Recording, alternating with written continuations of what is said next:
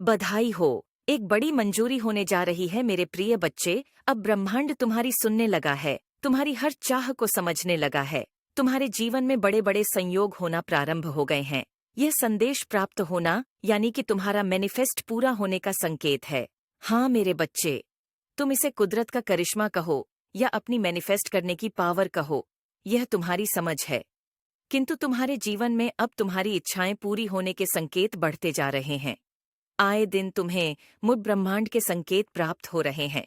तुमने भी पाया होगा रास्ते से चलते हुए तुम्हें एंजल्स पावर के संकेत मिलना, और यदि तुम किसी से मिलने का सोच रहे हो तो उसका संयोगवश तुमसे मिल जाना।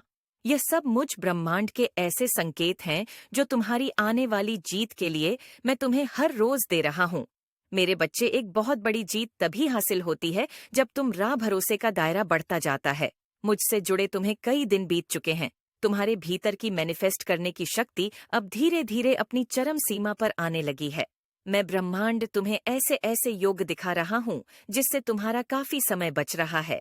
यह समय तुम अपनी योजना में लगा रहे हो। मेरे बच्चे, यह संकेत हर किसी को नहीं मिलते हैं। केवल देव गुण से संपन्न और डिवाइन शक्तियों की अधिकारी आत्मा को ही मिलते हैं। तुम्हारी खुशकिस्मती है कि तुम उनमें से एक हो। ब्रह्मांड के यह शुभ संकेत तुम्हारे भीतर असीम शक्ति पैदा कर रहे हैं।